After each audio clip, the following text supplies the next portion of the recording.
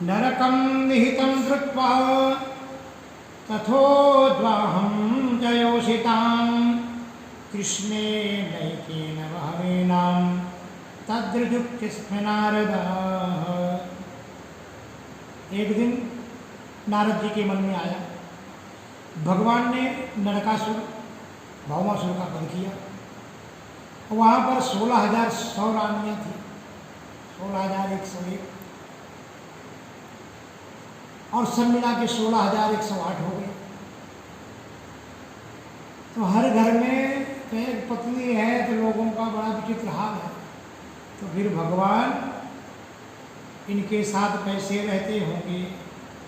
भगवान श्री कृष्ण एक ही शरीर से एक ही समय में 16,000 महलों में अलग अलग 16,000 राजकुमारियों का जब पानी ग्रहण किया तो फिर इनकी दिनचर्या क्या होगी, ये कैसे रहते होंगे? अब नारद जी भगवान की दिनचर्या देखने जाते। जब नारद जी गए तो भगवान को देखते हैं, कापि संध्या उपासीनं जपंतं ब्रह्मभाग्यतम। एक ठिकाने गए तो भगवान संध्या वंदन कर रहे थे, जप कर रहे थे। और फिर दूसरे ठिकाने गए तो कहीं हाथी घोड़े पर सवार होकर बैठे थे, और दूसरे घर में जाके तो पलंग में बैठे हुए थे। कहीं पर जो है मंत्रयंतम जकस्थित, और आगे गए दूसरे घरों में तो देखते हैं मंत्रियों के बीच में बैठकर जो है गुप्त वार्ता कर रहे हैं। अब नारद जी इतनी जगह में देखे, हर जगह भगवान बैठे हैं। फिर और आगे चले, अब 16,108 हर घर में जा रहे हैं, भगवान अलग अलग दिख रहे हैं। अब और आगे जब निकल के जाते हैं, कुत्रचित् द्विजमुखेभ्यः वो दहतांगां स्वलंकृताः।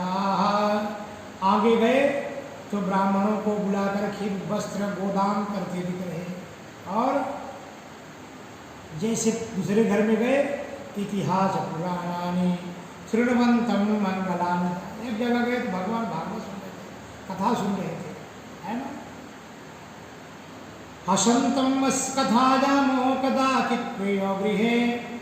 जब और आगे गए तो पत्नियों के साथ बैठे कपड़े मार रहे थे, हास विनोद कर रहे थे।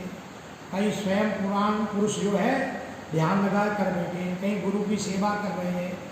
और जब आगे जाते हैं, पुरवंतम विग्रहम कैचिन संधिम चाणक्य सबम, वहाँ जाते थे युद्धों की बात चालू है। अब इनको नारद जी का जो है माथा चक्कर खाने लगा। जहाँ गए उतने हर जगह अलग अलग था, फिर नहीं रह गया था। और आगे गए तो भगवान वहाँ अपनी कन्याओं की विदाई कर रहे थे। नारद जी परेशान हो गए और भगवान का माथा चक्कर खाने लगा। भगवान बोलते हैं, अथोवाच ऋषिकेशं नारद प्रसन्निवो योगमायुधजं वीक्षुं मानसी मीयुषे गतिम्। हे योगेश्वर, हे आत्मदेव, आपकी माया ब्रह्मा जी भी नहीं जानते, अगम्य है। आपकी योग माया का रहस्य कोई नहीं जानता।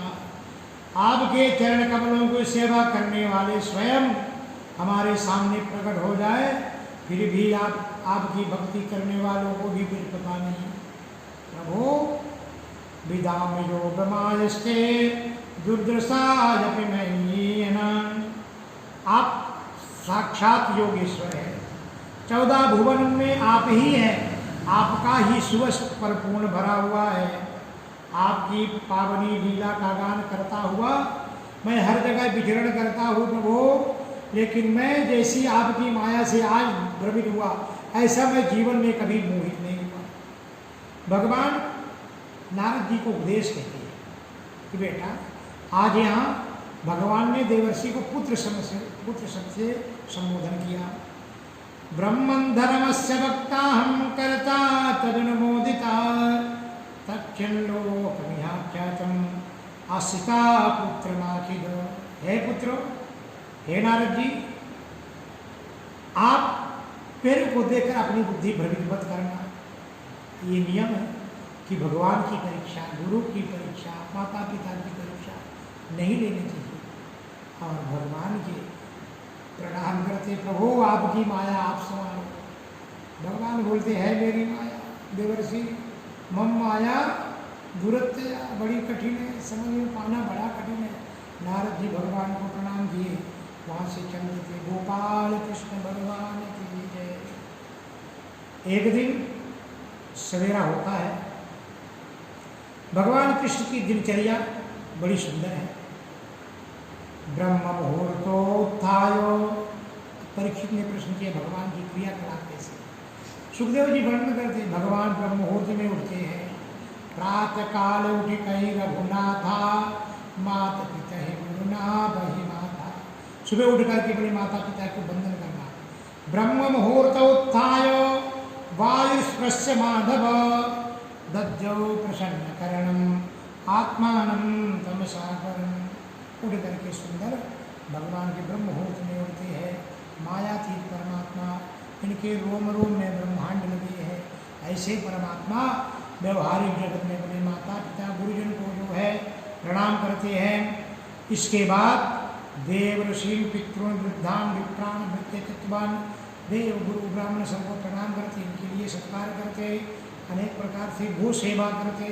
भगवान की दिनचर्या बड़ी सहज है ना। आज तो लोग कुछ करना ही नहीं चाहते। और यद्यप भगवान का शरीर सहज सौंदर्य सुंदर है, मनुष्य लोक का अलंकार है, फिर भी भगवान पीताम्बर धारण करते हैं और दर्शन गौ ब्राह्मण की सबकी मूर्तियों का दर्शन करते हैं। भगवान की सरस धर्मा सभा बड़ी सुंदर सभा है। मृदंग वाद्य सब प्रकार के जो है वाद्य चलते हैं। भगवान अपनी सभा में बैठे थे। एक दूत आता है जो जरासंध के दिग्विजय के समय जो राजा जरासंध के कैद में थे, उन राजाओं को दुख का वो दूत वर्णन करता है कि प्रभु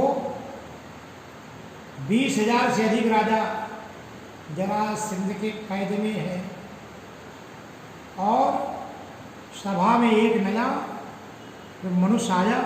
इस प्रकार की जब ये घटना सुनाता है भगवान को बड़ा दुख हुआ और उन राजाओं जिन राजाओं ने संदेश दिया था, भगवान उस दूत को बोलते मेरा संदेशा देना कि मैं जरूर आऊँगा। कृष्णम कृष्ण प्रमेयात्मन प्रपन्नम भयभंजनो भजन शरणम जाओ पौपीता दिया। सारे देवता ने कृष्ण से जो है उनकी शरणागति पथ की थी, प्रार्थना की थी आप मेरे को छुटाओ। भगवान तैयार होते हैं। उसी समय राजाओं की प्रार्थना भगवान ने, राजाओं की प्रार्थना भगवान ने स्वीकार की और उनका सबका कल्याण होगा। नारद जी युधिष्ठिर जी के पास गए। युधिष्ठिर ने अपने पिता का हाल स्वर्ग में समाचार पूछा। पांडु ने बोले कि मेरे मन में एक इच्छा रह गई, मैं राजसूय यज्ञ करना चाहा लेकिन दुर्भाग्यवश में नहीं कर सका।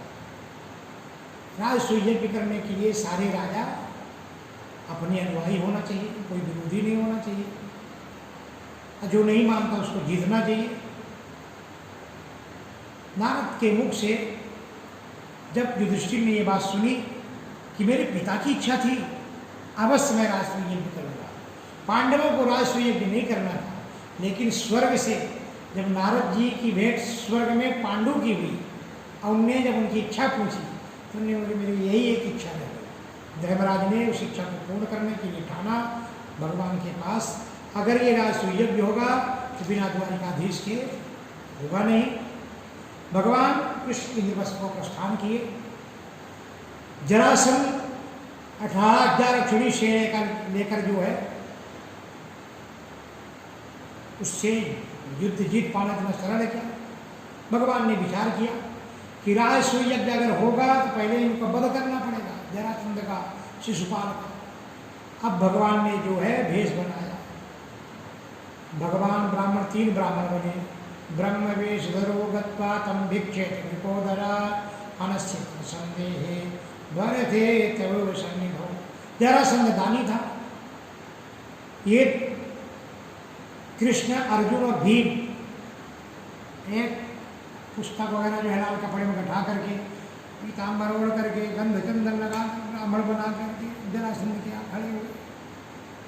बोले 2 ब्राह्मण आए हुए थे और जो है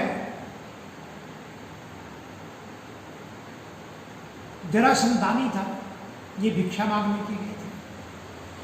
जरासंध निकला, पूछा क्या चाहते हो? बोले युद्ध की भिक्षा चाहता हूं। समझ गया। बोले तू तो जो कृष्ण है, तू तो रण छोड़, मेरे छोड़, तेरे से युद्ध नहीं करूंगा। अर्जुन ये भी दुगला पर मेरे, ये भीम है मेरे से युद्ध करने में। अब भीमसेन जरासंध का युद्ध हुआ। जरा नाम की राक्षसी से ये जो पाला था, जोड़ा हुआ था, ये जो है 2 टुकड़े था। जरा नाम की राक्षसी ने इसको जोड़ दिया, ये पुरुष बन गया, इसलिए इसका नाम पड़ा जरासंध। भीमसेन इसको पटक करके फाड़ के फेंक देते, फिर ये जुड़ जाता, फिर उठ के खड़ा युद्ध कर ले। भगवान ने इशारा किया, एक तिनका लिए, तिनकों को फाड़ते हैं, एक इधर फेंकते हैं, एक उधर फेंकते हैं। ये बताना चाहते हैं कि इनको एक साथ मत फेंको, एक टंगड़ा इधर फेंको, दूसरा टंगड़ा उधर फेंको।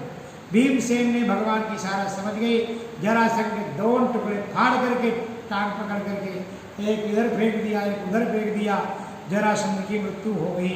गोपाल कृष्ण भगवान की जय। अब यहाँ खांडव के अंदर जला करके पांडवों ने राजसूय प्रारंभ किया। राजसूय यज्ञ में सबको आमंत्रण दिया गया, सबका कल्याण हो। वहां पर शिशुपाल जो कृष्ण भगवान के बुआ का बेटा था, सारे राजा वहां इकट्ठा हुए और ये बात निकली कि सबसे पहले अग्र पूजा किसकी हो। एक मत से ये हुआ कि कृष्ण भगवान ही सर्वश्रेष्ठ, भीष्म पितामह, द्रोण, द्रोणाचार्य, कृपाचार्य, सबके मत से अग्र पूजा का मान कृष्ण भगवान को दिया गया। अब इतने में जो है शिशुपाल वहां आ गया, उसने अग्र पूजा का विरोध किया और जो उसके मन में आया वो बोलने लगा। वर्णाश्रम कुलापेता सर्वधर्म बहिष्कृतो। अरे ये वर्णाश्रम से बहिष्कृत, इसका कुल का पता नहीं, कुल का पता नहीं, जन्म कहीं लेता, रहता कहीं है, पढ़ता कहीं है, बसता कहीं है, कभी गोकुल में, कभी मथुरा में, कभी ब्रज में, कभी द्वारिका में, इसकी अग्र पूजा। वर्णाश्रम कुलोपेता सर्वधर्म बहिष्कृतो शैरभरती गुणहीना सपर्या कथम रहती। इसकी अग्र पूजा करोगे। और शिशुपाल की मृत्यु भी कृष्ण के हाथ थी।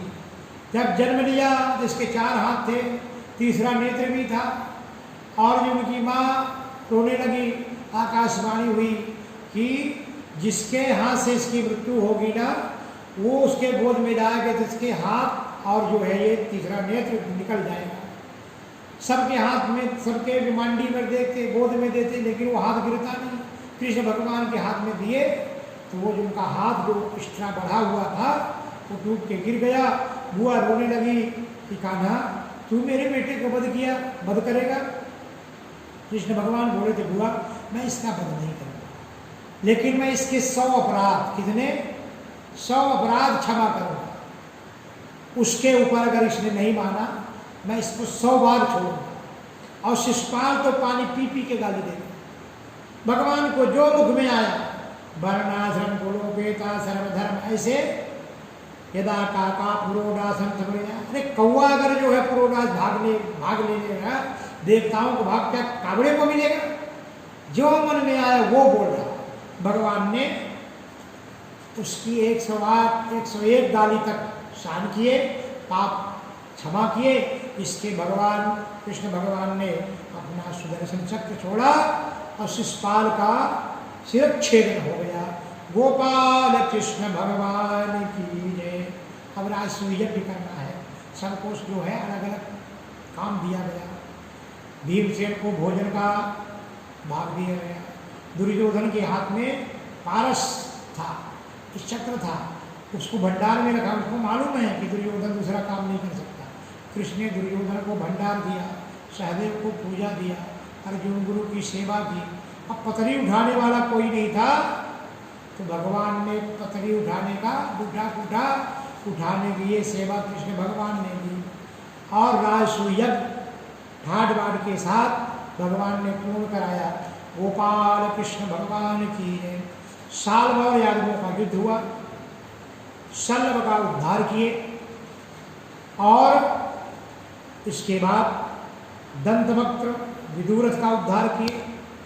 तीर्थ यात्रा को बलराम जी जाते और वहाँ सूत जी को देकर सूत जी का वध करते। फिर वो अपनी जो है उस मत्या का पाप मोचन करते। बलराम जी बलवर का उद्धार किया, तीर्थ यात्रा पूर्ण किए, और अंतिम में भगवान के सुंदर चरित्र है सुदामा जी की। गोपाल कृष्ण भगवान